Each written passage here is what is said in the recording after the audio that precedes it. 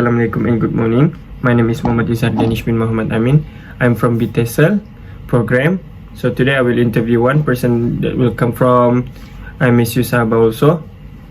So before waste our time, so my title is Cabaran Pendidikan dalam Mempersiapkan Generasi Muda Menghadapi Era Revolusi Industri 4.0. So let's jump to the interview session. So Assalamualaikum. Waalaikumsalam. Bolehkah anda perkenalkan diri dan latar belakang pendidikan anda? My name is Muhammad Fakhrul Aziz and I'm DTESL and I'm currently SEM 6. So let's jump to the next question. So bagaimana anda melihat perkembangan pendidikan dalam abad ke-21? Perkembangan pendidikan yang di dalam abad ke-21 ini berkembang ke arah kemahiran, teknologi, dan pemikiran kritis. Also, dia tertumpu kepada hafalan semata-mata dan lebih apply kepada aplikasi ilmu dalam dunia sebenar. Pendidikan kini menekankan kepada flexibility, kebolehsuaian, dan pembelajaran sepanjang hayat. Okay. So we moving on to the next part, which is bahagian C. Apakah cabaran utama pendidikan dalam mempersiapkan pelajar menghadapi revolusi 4.0? Cabaran utama dia terbagi kepada dua, yaitu luar bandar dan dalam bandar. Okay. Kekurangan infrastruktur teknologi di setengah sekolah menyebabkan ketidaksesuaian kurikulum lama dengan keperluan semasa dan kekurangan tenaga pengajar yang mahir dalam teknologi baru. Okay. So we're moving on to the bahagian D. So itu strategi dan penyelesaian. Okay, soalan pertama, apakah pendekatan yang boleh diambil untuk membantu pelajar bersedia menghadapi revolusi 4.0? Bagi saya, di setiap sekolah kita perlu memperkenalkan sistem pendidikan berasaskan project STEAM, yaitu Science, Technology, Engineering, Arts, and Math, serta program latihan teknologi sejak sekolah rendah. Itu juga akan membantu kita untuk proses otak tuh supaya dia lebih kenal itu AI. So ini pendidikan awal ini akan mengubah serta merta seseorang itu. So this is the last part, which is bagian E. Rumusan dan pandangan masa depan. Apakah harapan anda terhadap masa depan pendidikan dalam era digital ini? Harapan saya adalah untuk negara kita sekarang ini, dia kurang dalam AI digital. Untuk yang buat masa ini yang kita tahu, even the PhD punya lecturer dekat luar negara, dorang also guna tuh ChatGPT, AI untuk mengajar. So harapan saya untuk para guru dan para pelajar, mereka harus mengaplikan benda ini dekat diri mereka untuk membuat relevan sedikit. Okay. So, good morning and Assalamualaikum. My name is Muhammad Izhar Danish bin Muhammad Amin. I'm from BTESL program. So, currently I'm in semester 7. So, so today I will interview you for my subject, which is MPU 2023 U1, which is Islamic Civilization Asia. So my title is Cabaran Pendidikan dalam Mempersiapkan Generasi Muda Menghadapi Era Revolusi Industri 4.0. So without wasting our time, we jump to the interview session. So this is a part A, which is bagian A, introduction or introduce.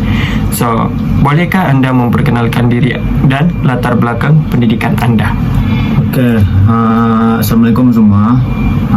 Nama saya Isaac Iskandar. Saya dari kos di TESL sama latar belakang pelajaran kan. Dan kos saya di TESL currently dalam SEM 6 Dan untuk latar belakang pelajaran saya dari sekolah SMK Balung, tamat Form 5 dan memiliki sijil pelajaran Malaysia dan dapat lulus ada 1A, dan itu untuk saya punya latar belakang pelajaran saya. Okay. So we moving on to the next part, which is bahagian B, understanding. So bagaimana Anda melihat perkembangan pendidikan dalam abad ke-21? Oke, perkembangan pendidikan pada abad 21 bagi saya berbandingkan abad yang sebelumnya, berbandingkan macam abad-abad lain, Okay. dia meningkat pun ada, tapi dia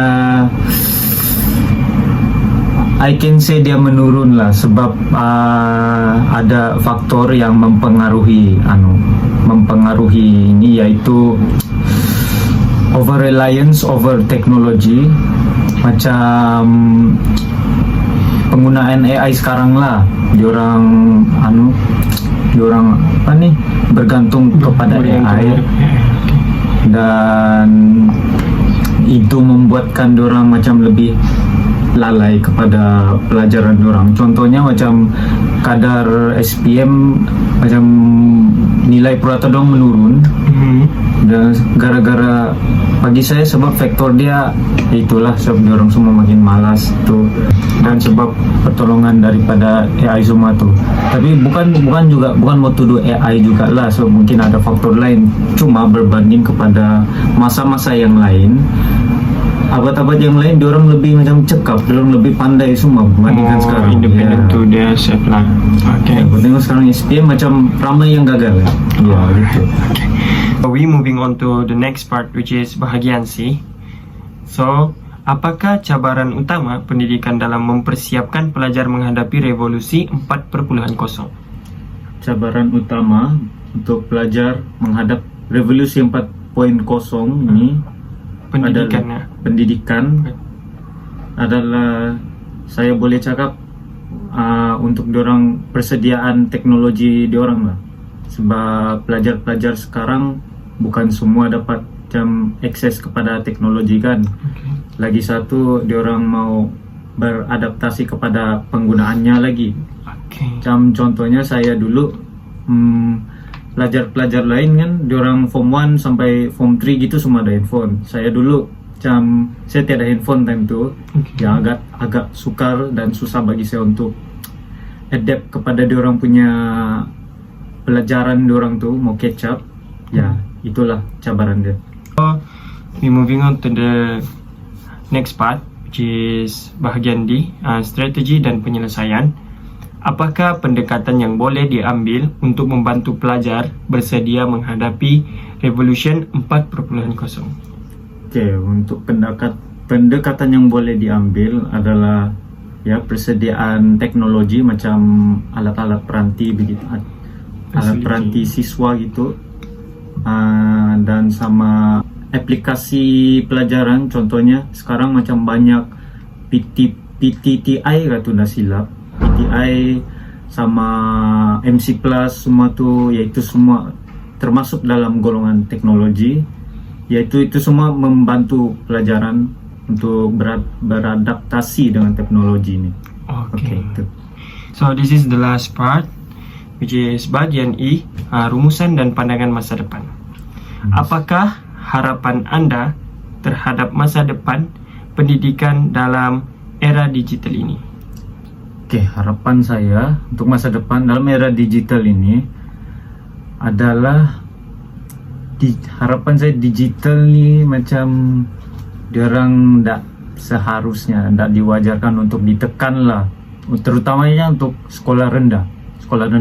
Tapi untuk sekolah menengah mungkin boleh ditekankan sedikit, tapi untuk sekolah rendah diorang tidak wajar, tidak patut untuk ditekankan semua, sebab itu akan memberikan efek yang lain bila diorang sudah sampai sekolah menengah.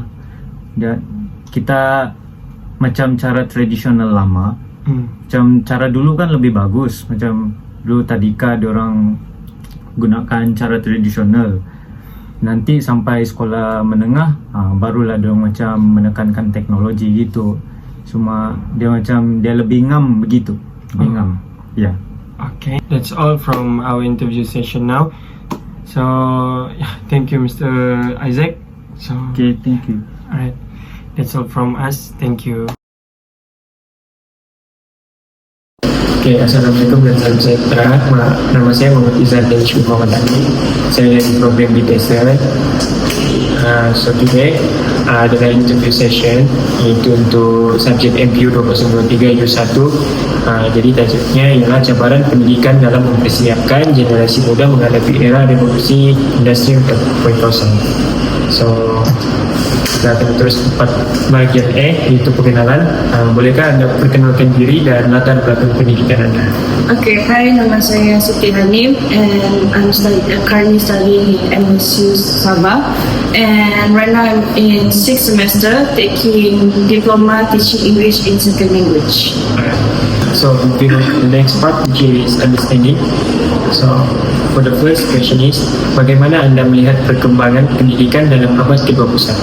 Okay, so personally what I can see in this revolusi industry 4.0 is kebanyakan students basically they use internet or technology for study, and nowadays people just search on the Google or internet basically, and they just nowadays people not really use the book to read or to find the information. They also use internet to seek for something like information in basically when we're studying is TESOL, right? So all the TESOL information is in the internet. So basically that's about it. So moving on to the next part, which is a challenge. So apakah cabaran utama pendidikan dalam mempersiapkan pelajar menghadapi revolusi 4.0? The main problem or challenge is when most of students cannot afford or can, like students who live in a rural area, they can, like the source of using the technology is very very little, I can say. So maybe that's the challenge. But for most of the students nowadays tend to not really focus on their studies due to the technologies. So the education or the period of time that young can study basically not really achieve that. Like you study, but at the same time you just use the technology as something that not really give you any benefits. Moving on to the next part, which is strategies and solutions. So for the first question, apakah pendekatan yang boleh diambil untuk membantu pelajar bersedia menghadapi revolusi 4.0? Basically, students can use the internet as their friends, I can say, because with internet or technology, I can say that they always search something. Like, for example, if you don't know about the solar system, you can just check on your internet. What is solar system? Internet. What is solar system? So they can like explain through internet, and basically it's a good thing to expose yourself in the internet in a good way to pursue your study. Moving on to the last part, which is urusan dan pandangan masa depan. The question is, apakah harapan anda terhadap masa depan pendidikan dalam era digital? Basically, my hopes for this era digital, basically students use it well. Because with technology, it's easier for students to learn something, not just in education, but they can learn how to respect or whatever that kind of stuff through the internet. And basically, internet is a good source to study. So I think they should just improve the technology for students, I guess, and students need to use it well. It's from this question. And I'm so appreciating. So Okay. thank you. That's all from. Stop.